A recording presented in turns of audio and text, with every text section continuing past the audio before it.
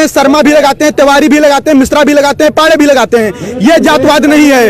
आज एक तरफ हमारा अगर निमंत्रण होता है, भोजन करने के लिए जाते हैं बफर सिस्टम में, भोजन किसने बनाया क्या पूछते हैं, हमारे बगल में किसने रोटी उठाई क्या पूछते हैं, हम साथ में भोजन करते हैं, किसी की जात नहीं पूछते। हम एक कॉलेज में जब एक मिनट ध्यान से, जब हम कॉलेज में एडमिशन लेते हैं और किसी भी बच्चे से मित्रता करते हैं तो उसकी जात नहीं पूछते। एक चाय की दुकान पर जाते हैं, चाय वाले से चाय लेते हैं, उसकी जात नहीं पूछते। समोसे से समोसा लेते हैं, जात नहीं पूछते। सब्जी वाले से सब्जी लेते हैं, जात नहीं पूछते।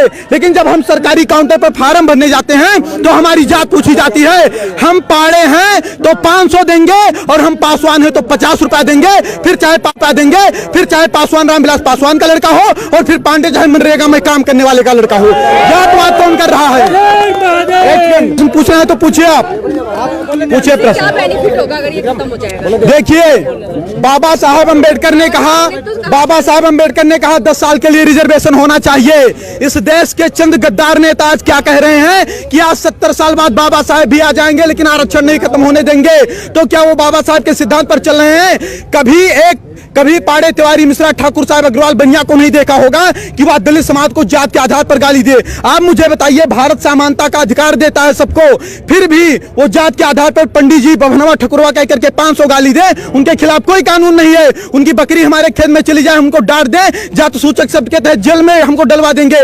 ये हमारे साथ अन्याय है या न्याय है? अन्याय हमारे साथ कौन कर रहा है? आज कानून बनाए जाते हैं कि किसी दलित लड़की का आप गलत दृष्टि से पीछा करते हैं, किसी दलित लड़की का आप गलत दृष्टि से पीछा करते हैं तो आपके ऊपर कम से कम 1 लाख रुपए जुर्माना लगेगा, आपके ऊपर हर्जन एक्ट भी लगेगा। लड़की सामने जा रही है, हमें क्या पता कि वो दलित है कि सवर्ण है। दूसरी बात, अगर कोई सवर्ण लड़की का गलत दृष्टि से पीछा करता तो उसके खिलाफ ऐसा कानून क्यों नहीं होना चाहिए? ये भेदभाव हो रहा है कि नहीं हो रहा है? आज मैं स्वयं 8वीं क्लास में पढ़ता था, मैं 1.5 साल का था, तभी हमारे पिताजी खत्म हो गए थे। 300 रुपया फीस जमा करना था, गुरुजी ने कहा बेटा नहीं जमा करोगे नाम काट देंगे। हमें फीस जमा करना था। हमारी माताजी कर्जा रुपया लेकर के आई, जबकि हमारे मित्र राजेश आर्य थे जो कि 80 से आते थे, उनके पिताजी 500 रुपया दिए, उनका 200 पड़ा, हमारा 300 पड़ा। गुरुजी से मैंने कहा कि गुरुजी कर्जा मैं लेकर के आया हूँ, ब्याज पर मुझे रुपया देना पड़ेगा, 300 मुझसे क्यों लिया गया? उन्होंने बताया कि आप जनरल वर्ग से हो। मुझे पता नहीं था कि जनरल वर्ग क्या होता है। अब सोचिए आप, जातवाद की बीज कहां से पैदा हुई? हम उस आर्य के साथ बैठते थे, भोजन करते थे, खाना खाते थे, साथ में पढ़ने जाते थे। हमने जातवाद नहीं किया, लेकिन हम पाड़े थे इसलिए 300 रुपया लिया गया, हम ब्याज पर लेकर आए थे, भुखमरी के कगार पर थे, ये हमसे नहीं पूछा गया। जात के आधार पर तो शोषण हमारा हो रहा है 70 साल। आप बताइए, एक छोटी सी बात बताइएगा, भारत का संविधान कहता है, वहां देख के बोलो ना, भारत का संविधान कहता है कि अगर किसी का बाप 302 करेगा तो उसकी सजा उसके बाप को मिलेगी, बेटे को नहीं मिलेगी। सही कह रहा हूं, गलत कह रहा हूं? अगर मैं किसी का मर्डर करता हूं तो उसकी सजा मेरे भाई को मिलेगी या मुझे मिलेगी? किसे मिलेगी? मुझे मिलेगी ना। तो सोचिए, 1947 के पहले जो शोषण हुआ, ना शोषण करने वाले जिंदा हैं और जिनका शोषण हुआ ना वो जिंदा हैं। फिर उसका बदला 1999, 92 और 95 में पैदा होने वाले बच्चे से क्यों लिया जा रहा है? आज अगर 70 साल से सारे नेताओं के भाषण सुन लीजिए, क्या कहते हैं कि यह सरकार दलितों की है, पिछड़ों की है, शोषितों की है, वंचितों की है। फिर भी 70 साल से दलित दलित है, शोषित शोषित है, वंचित वंचित है। तो इसका जिम्मेदार सरकार है कि सवर्ण है? इसका जिम्मेदार संविधान है कि सवर्ण है? सवर्ण के ऊपर कैसे आरोप लगाया जा सकता है? हम नरेगा में काम करें, हम मजदूरी करें, हम ठेला लगाएं, लेकिन पंडित जी हैं इसलिए मुझे अच्छे स्कूल में एडमिशन नहीं मिलेगा, 90% लाकर मुझे फेल कर दिया जाएगा। क्या मुझे इस देश में न्याय नहीं मिलना चाहिए? और अगर न्याय देने की क्षमता इस देश की सरकारें नहीं रखती हैं तो खुल करके कह दें कि आप इस देश के नागरिक नहीं हो, हमारे मताधिकार भी छीन लें। फिर क्यों कह रहे हैं, हमारे वोट क्यों ले रहे हैं वो लोग? मैडम, SC/ST एक्ट का 10 महीने जेल है। अब आप क्या मांग रख रहे हैं अगर इन मांगों को नहीं माना जाए? हमारी मांग ये है कि देखिए, एक समय था, एक कालखंड था जब जातवादिता रही होगी। आज जातवादिता नहीं है। यहाँ जितने लोग आए, मैंने किसी की जात नहीं पूछी, सबसे हाथ मिलाया, नमस्ते प्रणाम किया। आज कोई ऐसा नहीं करता।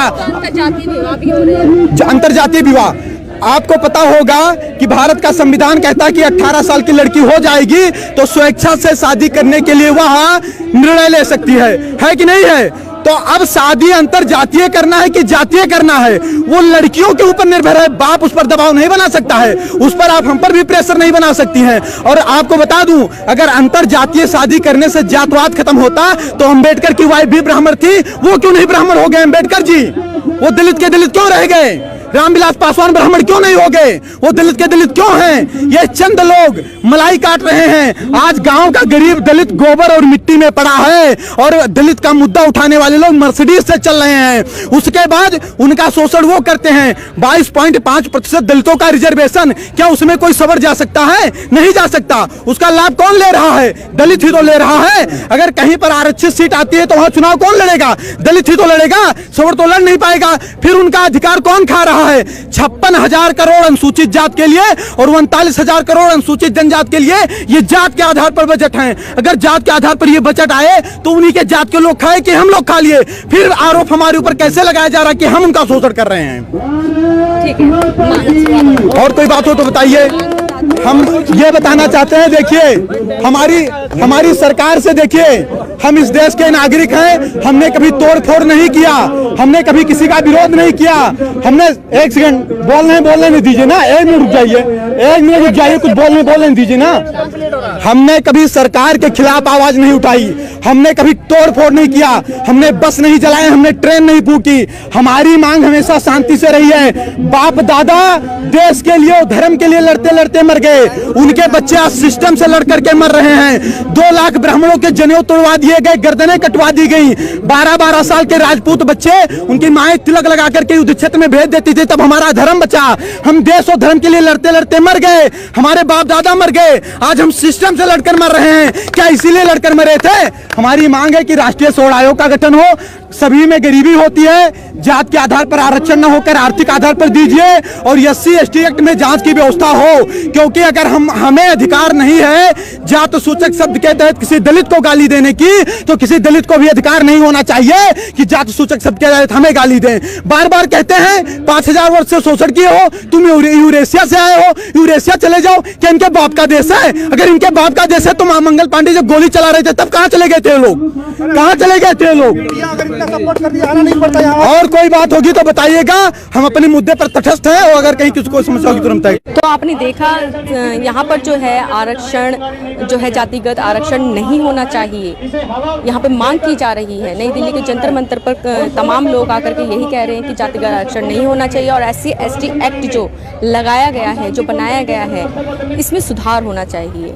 क्यों है कि इन सब चीज़ों को जो है सरकार इस पे सुनवाई करे, इस पे संज्ञान ले, जो ये मांग रहे हैं। और जेठेरी जी जो है रामलीला मैदान में उनका आमरण अनशन चलता रहेगा। जो इनकी मांगे हैं वह पूरी होनी चाहिए।